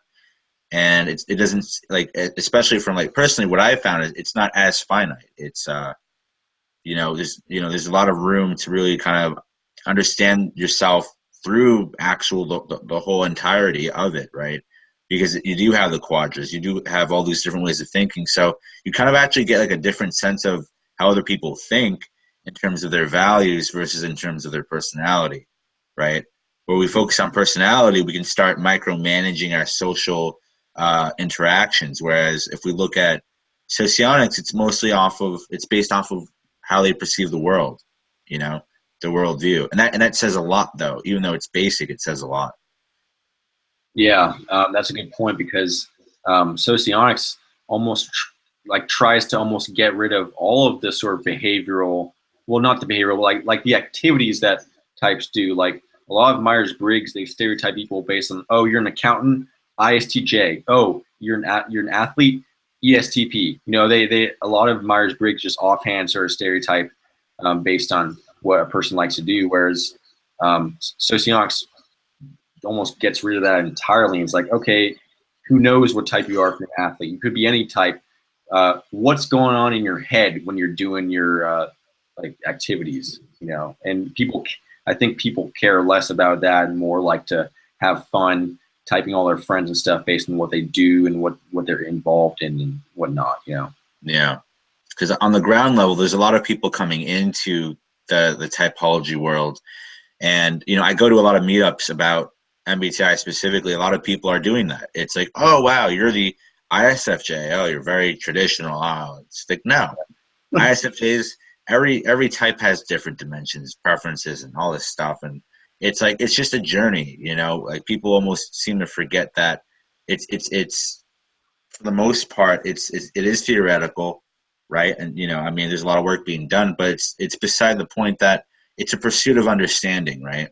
And that very concept is not concrete, right? It's dynamic. And, you can make observations, but it's not about it's about your personal journey. And there's just so many people. There's probably people in the Socionics world who do it as well, that they have this idea that they need to help other people and help with that objective kind of dimension to understanding one's type. Whereas when I meet people who, you know, especially online, where they you know, you have these like type trolls on these channels, right? These videos, and they point fingers at the YouTubers, or they point fingers at, maybe in real life, they point fingers saying, well, you know what, you don't seem like an ENFP or an ENFJ. Well, it's like newsflash. Like, you have to understand, even in a socionics term, that there's more to this person that is driven not by personality, but by values, by morals, by principles, by preference, right? And that when you subject somebody to just a type, and you subject them to just the 4 functions, right? Like, I'm in the process of really trying to get to know the other 4 shadow functions on a deeper level, why I don't favor them, and to kind of understand why I do that, and if I should pursue doing things differently, right? And creating change, and will that change be good, right? And it's all still very subjective for me, right? And when I go to meetups, or I talk with people, socionics in person, there's a fascination for understanding, for theory, right? Where the MBTI community is really more like, I want application. I want real world applications to this. And of course, socionics is going to be like that. That's the focus. It's, you know, how can I, you know, understand myself and kind of navigate myself better? You know, in both typologies, it's kind of, you got to focus on that and not focusing on other people. And it's like a personal journey, kind of, right? And I don't know if you've met other people who dip and dab into socionics, but maybe you can share your experience with other people maybe you talk to about socionics, and, you know, how they perceive this kind of energy, whereas it may be different than MBTI. Mm-hmm. Yeah, I think you bring up some good points. I think a lot of what you said is very important, that both Myers-Briggs and Socionics are useful in their own sort of way. If you're looking for practicality, Myers-Briggs has some great things to offer, you know, whereas Socionics is a lot more theoretical. I usually don't talk about Socionics with other people, at least in real life, because as soon as I start talking about your role function, your vulnerable function, you just see their eyes glaze over, and they just, like, you just see that they are just bored to tears. So I usually hold off. I try to make it simple for people. I usually use Myers-Briggs terms, you know, but, you know, there's a lot to say. And I think one of the big differences between the two is that, so like you said, there's a lot of, like, people, I think Socionics helps a lot in describing that people are more dynamic than just their first 2 functions, you know, like in every INTP, there's like a little ESFJ deep down in there who wants to ingratiate themselves in the environment and you know, feel comfortable and collective in a group. You know, inside every ENFJ, there's an ISTP who wants to, you know, understand how things work and you know, make practical change in the world. You know, there's all these aspects to our personality that Socionics talks about, whereas Myers-Briggs, I think, is very good at describing the very apparent parts of your personality. I think that's easier for people. Or maybe perhaps MBTI really exemplifies the groundwork and sets up the identification protocol for adapting to different parts and dimensions of yourself through Socionics, right? Mm-hmm. Like, there's 16 different remotes for the same TV, and they all do different things, right? Yeah, exactly. And Myers-Briggs, like, they're gonna set you up for here's what you're really good at. And so then I think people, if they're trying to find their identity, that's a great place to start. And then once they're more sure and confident in their strengths and capabilities, they can start to explore, what am I less good at? What do I want to be good at? What are the things that other people are better at than me, that I really appreciate in other people, or that I don't appreciate at all? And that, you know, that you can explore those different dynamics as you learn more about yourself. Nice. No, I like that. I like that philosophy. Solid. I do too. Yeah. We like curated we almost created like a duality between the two. Yeah, it's interesting to see, like, it's interesting to see the hidden parts of people. That's why I like to think of it as, like, you first meet someone, you're talking to them, and you instantly see, the ENTJ. Oh, he's the entrepreneur. Like, you can see it. And then you get to know a person, you see all these hidden aspects of them. Oh, he's really into starting businesses and being successful. But then you see this hidden side to the ENTJ, who's also into, like, philanthropy and helping make the world a more ethical and a better place. And you see that more and more as you get to know other people. And I think that's what I really like about it. Yeah, because it's like, in a sense, you can always relate it back to functions and function combinations and how people, carry themselves, right? And knowing Damon personally, yeah, on the surface, as an ENTJ, he gives off very entrepreneurial vibes. So do ESTJs. And, like, without getting into Enneagram, I kind of see myself like that as well. But it's so evident in Damon, right? And in Blake as well. And it's interesting to see kind of, like, maybe like the tool function that they use, right? Where their ethics come into play with Damon's NI and an introverted feeling, right? And how at all these different moments in time, you see things working differently. And it's like kind of lifting the hood almost when you get to know people. And you really get to, and that's what I think really happens. It's like you have the initial friend effect, right? You have the initial observation of somebody, like MBTI says. You see, as an extrovert, you see the first function, right? But then when you actually get to know somebody, you get to see the hood, and then everything else comes after that, right? And that you can get really involved with that idea and relationship dynamics, and it can go on forever, to the four functions that aren't there, right? Technically, if you really wanted to argue it, I can get to know you, and once I see the hood, then I can see all the way down, over time. And it's the idea that you grow together with people in these areas where eventually when you look under the hood, it's like, wow, a lot of that stuff I can perfect and help you with, right?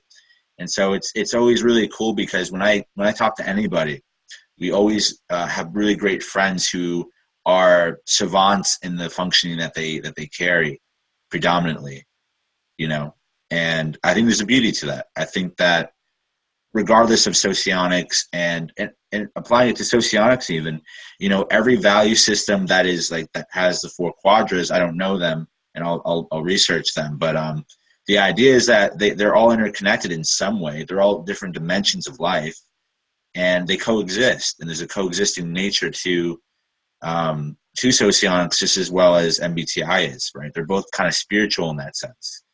And, even in that one example we had, I kind of connected both.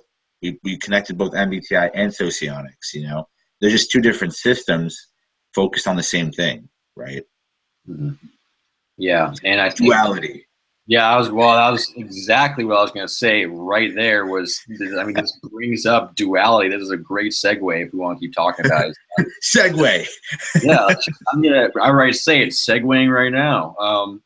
This concept of duality, how there's if you're one type, there's one other type there who is very different from you in strengths, but who complements all of your strengths. That it's almost like a yin and yang, like you both of you complement each other. And what happens theoretically in duality type relationships is that if you're with your dual, you start to really learn how to appreciate and how to use some of the functions that you're not particularly good at as much, because they're just constantly giving you that information just based on how, like you said, they're very good at what they do, and so you start to pick that up and learn from them. Yeah.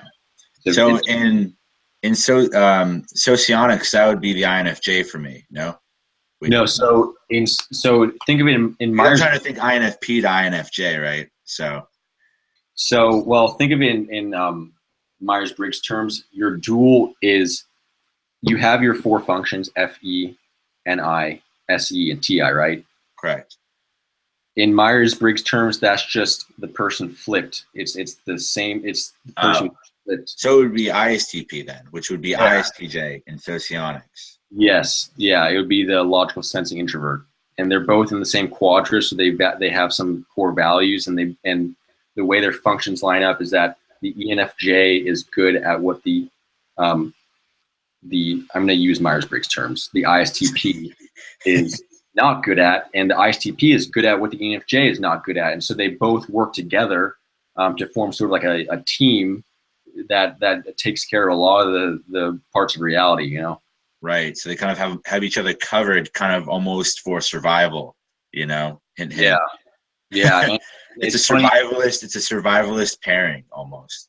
Yeah, and there's cool ways each of the duals sort of interact with each other, because it's different for each dual. So, for example, the ENTJ and the ISFP would be a dual, and that shows up in that they're very clear in communicating their emotions to each other, and that it's very open and honest communication, but it's also very like cut and dry. Like, this is how I feel right now. Opposed to being like, this is how I feel. I'm pissed off at you. Like, this, you suck. It's more like, you know, presenting their emotions in a clear, direct manner, and they're both able to do that and understand each other and appreciate it. Because some types really don't want to connect with people in a very direct formal way. They want to express their emotions more outwardly, which, you know, shows different traits in that regard. Yeah, that's interesting. That's interesting you brought up duality in the sense of kind of pairings like that.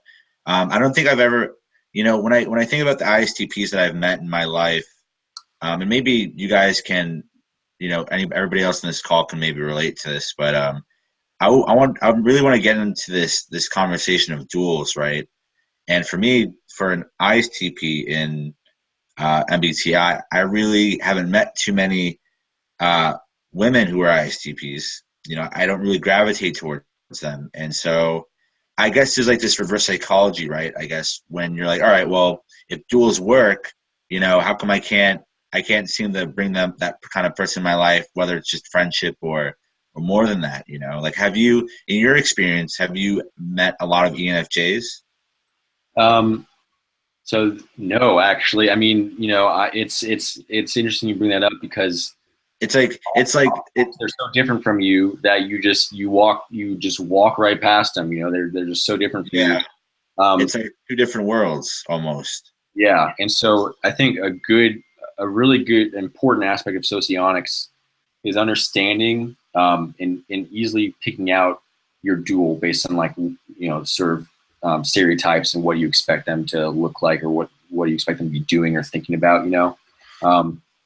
I have talked to ENFJs in like Socionics groups, you know, and based on those conversations with like a few of them, it's like you can see that we're very different people, but when we sit down and talk to each other, there's a total like connection, like, you know, we're on the same page when it comes to communication. So it's just the whole like mission. And that's because we see the world totally differently from our duals, or it's because we actually see the world very similarly, but almost through like the opposite strengths. Like, oh, okay, I understand that. We're both in the same quadra, so we share similar core values. Like for ISTPs and ENFJs, they both value free expression of emotions and free expression of saying what you think, not saying, you know, not holding back based on political correctness, which different quadras value more. Like they want people to be honest and open and authentic, and both types value that, but they express it different ways. When they come together, they're on the same page. Yes, we both have a value of free expression and saying what we're thinking and not holding anything back. But we both complement each other in, for example, introvert thinking versus extrovert feeling. You know, one is better than the other, so they complement each other. Right. And so, yeah, and it kind of creates that harmony, I guess. It's almost harmony. Yeah. Mm-hmm. Although it's funny because some duality pairings are very not harmonious because they both appreciate conflict. Like they sort of a digression from the point, but like some pairs are constantly arguing with each other because they actually want to do that, you know, which I think that's funny. What's a good example of one of those types? I would say the ENFJ and the ISTP, when the reason why they both like to argue with each other a lot is that, and this is all theoretical, of course, I haven't experienced this personally, but they both have very strong opinions on how they believe the world is and how it works. And a lot of their arguments comes from these conflict in worldviews and how much they believe their worldview is correct. And so they're just constantly getting into conflicts to work these out. And it's like a lot of types don't care as much. They don't want the conflict, but the ENFJ and the ISTP are constantly having conflicting views, so that eventually what happens is they come together and form better worldviews than they had before based on, you know, the arguments that they have with each other. Gotcha. That's kind of interesting because, like, I don't want to get too theoretical here, but it's almost like imagine taking, you know, someone who was a dual type and you put them on, and like they had like their own planet where that's where it reigned, right? Like introverted thinking reigned and extroverted feeling reigned on that planet, and you put them into the different worlds, like how different their life would really be, right? And it's more, I feel like it's more perception based, where it's like that argumentation may arise because of just the way that they've augmented their belief systems with their functions. You know, and so that's very fascinating to think about, right? In duals, and it brings into question if duals are so harmonious and not even harmonious in that direct sense, but it's like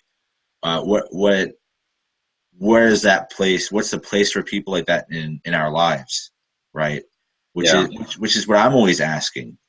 You know, when I'm directly relating to MBTI or any kind of typology theory, is, you know, how do I directly relate to whether it's a Socionics type or it's an MBTI type?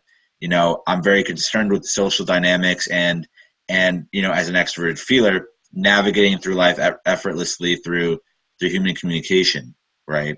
That would be like my God gift if I had to choose it, and to just not have to worry about social communication because I would be the best at it, right?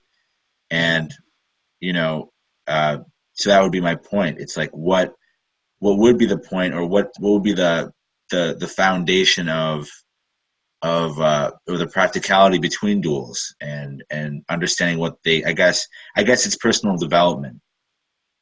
Well, I can give you my I can give you anecdotal, like, you know, my thought process on this matter is that there are a lot of things that I want to do personally, like goals I want to achieve, that demand extrovert feeling from me. And I'll give you a concrete example, which is that a lot of times I want to form like groups with people, like, for example, a study group or like a club or something. I want to do these things, and I'm very able to get them going, but I'm not as skilled in extrovert feeling. And once I have all these people together who want to do this, like study group, for example, making sure that everyone feels happy and positive and everyone's getting along and everyone's connected with each other. And that's where the extrovert feeling comes in, because if I had an ENFJ with me doing that, you know, the ENFJ could get that going. I wouldn't have to worry about it. You know, I'd get the group, I'd get the club going, and then I'd be like, all right, ENFJ, go ahead and do your magic. And then the ENFJ would, you know, make sure everyone's having fun and getting along. And then it would be so much better than me trying to take care of extrovert feeling myself. You know, that's like one concrete example of how duality works practically, you know?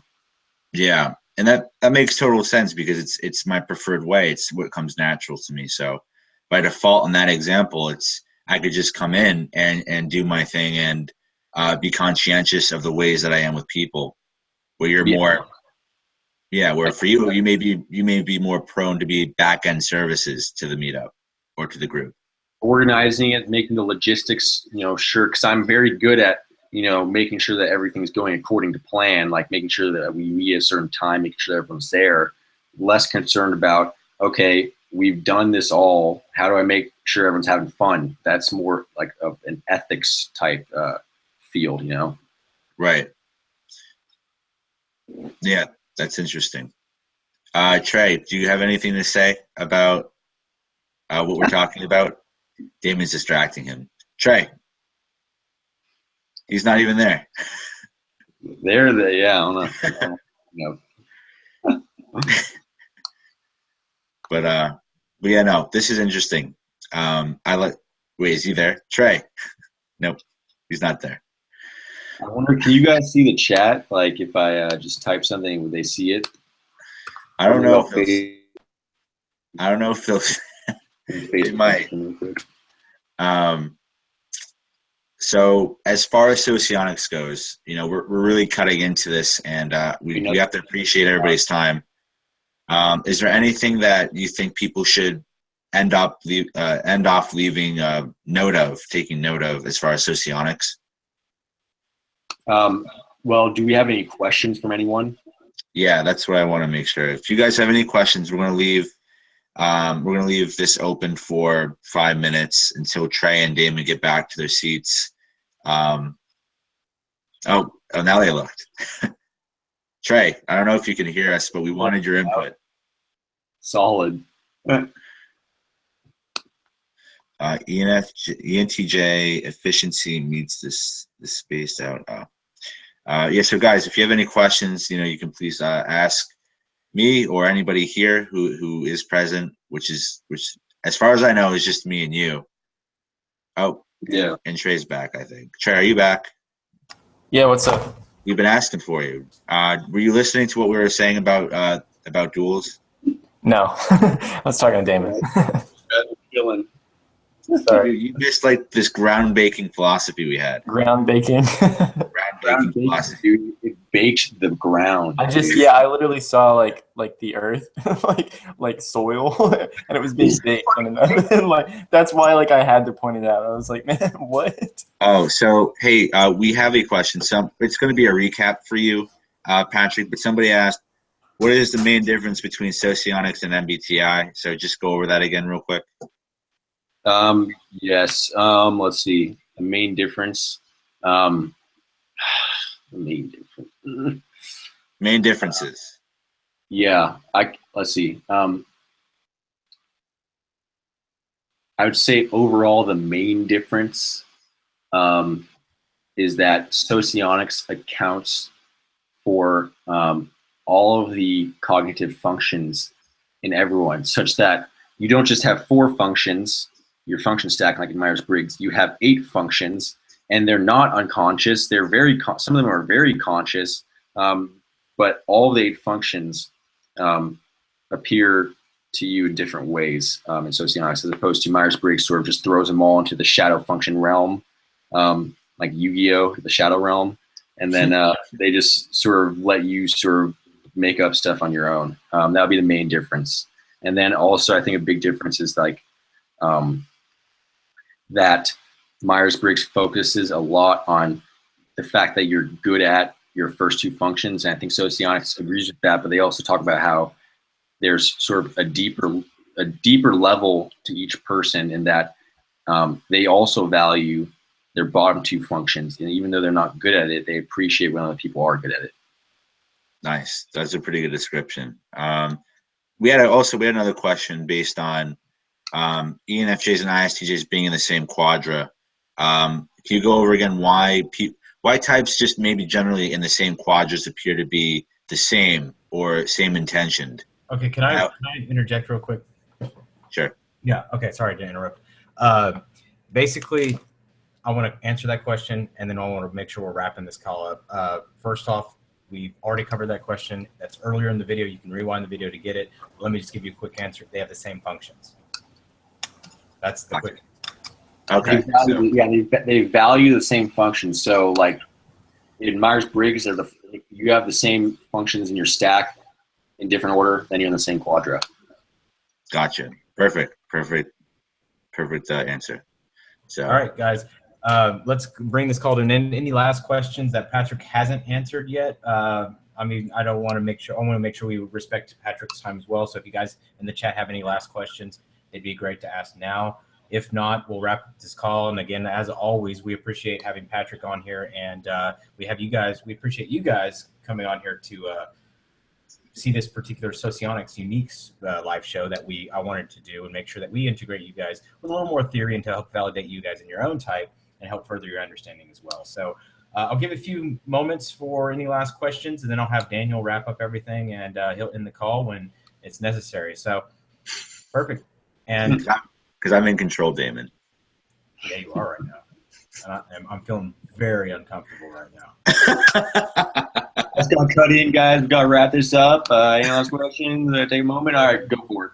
I'm feeling real uncomfortable with Daniel in control. You never know with Dan. I'm going to say job well done, personally. I thought it was a good hosting on your part. Yeah, it wasn't about me. So yeah, it doesn't appear like there's any questions related to Socionics, aside from how an INFP would use NI in Socionics. Blake looks like he has something to say, though. So let's bring Blake on for a few minutes. He's not talking. You trade. One more time, Blake. He's still muted. I don't know why he's muted. He unmutes, but then you can't hear him. Yeah. Your microphone's not picking up, Blake, at all. I don't know if it's your sound settings. Still can't hear him. But the thing, what Blake is saying is something really, really valuable that's going to change your life. And he can't say anything. And Yeah, but all of you are missing it. It's the secret to life, and you just can't hear it. This one sentence will instantly develop your inferior function to maximum potential. Oh, The answer is 42. Okay, Blake says, what proof does Socionics stand on? It's a very good also question. golden ticket to life. So, but we'll answer that question. This is a very good question, and I love hearing it from an ESTJ because it's very. I think. No. It's somebody asked this question in the comments, and he's just trying to get to it. Oh, it was okay. Well, what proof does Socionics stand on? I'm sure there are plenty of Russian, studies that have validated this. I personally don't know about any of them, but a great point is that this is all theory, and that's what Myers-Briggs is strong in, specifically like the actual Myers-Briggs type indicator, and that it's very statistically validated. I won't take credit of that. Yeah, okay. This is very theoretical. I'm sure there's some Russian studies. You can look them up on your own, but essentially it's a theory. If you agree with the theory, if it's consistent with your life, awesome. If it's not, then by all means, call it BS, because, if you think it's BS, then sure, Plus, not wrong. you have to remember, Socionics was started in Russia. Russia has more people than the United States. Therefore, there's more subjects to be studied with Socionics. So it has to be true. Yes, by that logical assertion, it's totally 100% true. It's credible. Completely. No doubt. My TE really just cringed. We have one more question. Let's answer Jason's question. Let's make sure. Yeah, that's the one I was about to get to. Yeah. All right. Which is any info on the comparative relationship like ENFP, ENTP of Socionics, or I think of Socionics. Yeah.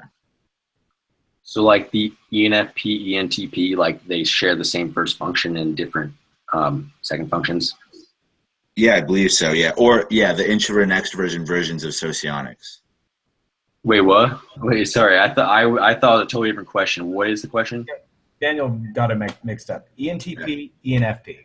Oh, right. Then, yeah. What is that? What is that intertype relation? Yeah. Okay, it's like kindred spirits. You have the first same psychological process, but you use it in completely different ways.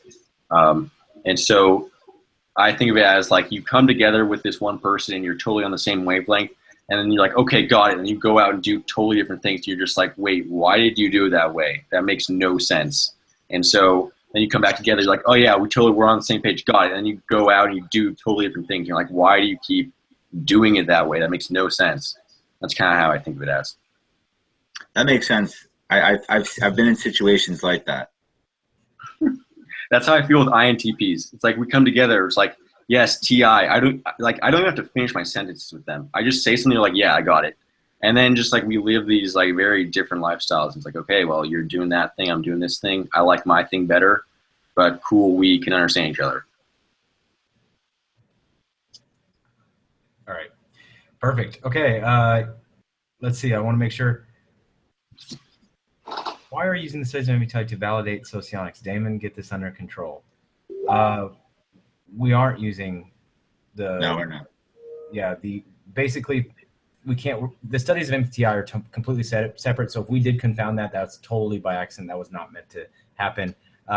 So no, we're not using the studies of MBTI to validate socionics. Socionics is a theoretical tool. There is no validation, actually, as far as I know. And so that's where we have to understand it's a theory.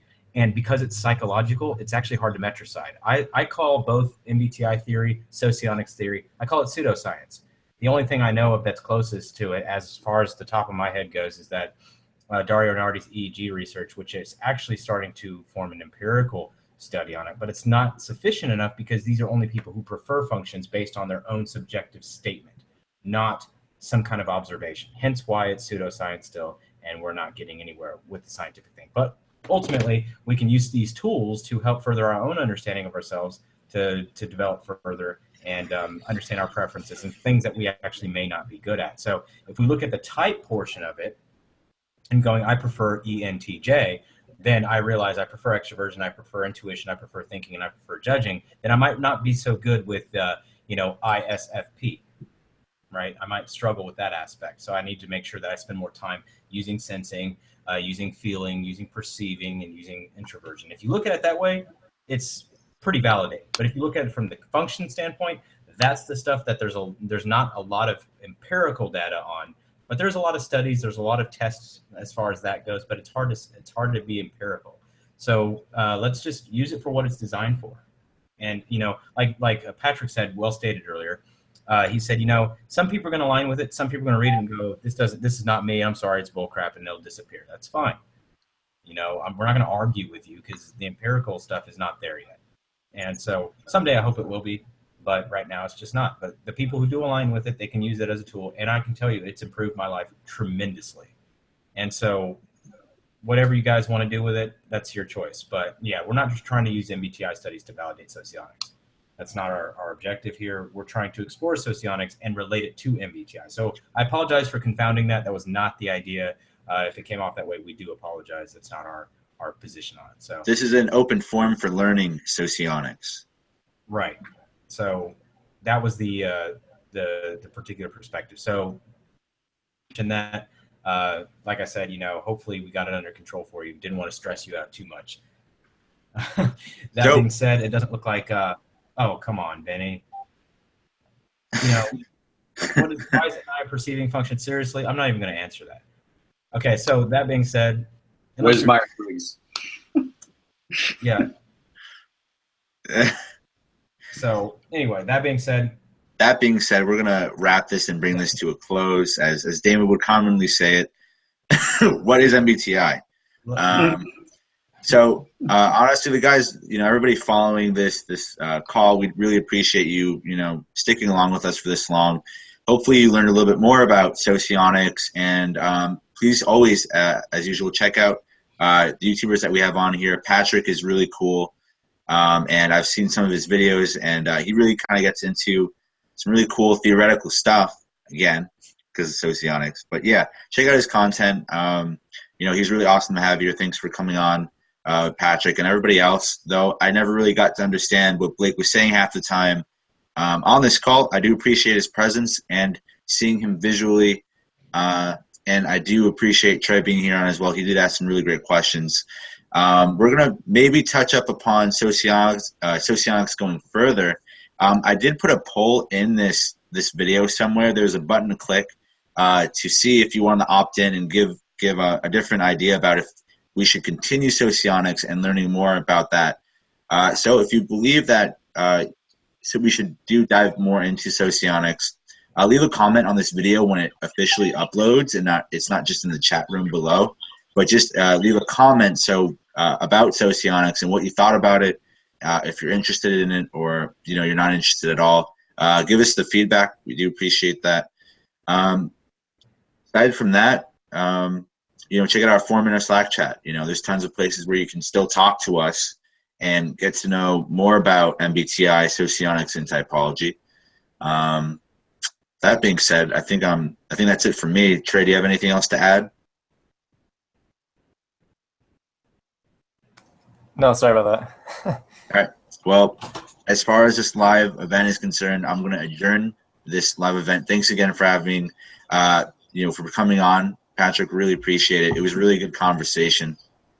And thanks again, Blake. Your presence was needed. No problem. No problem at all. All right. So I'll see you guys later and see you next Sunday. Ciao.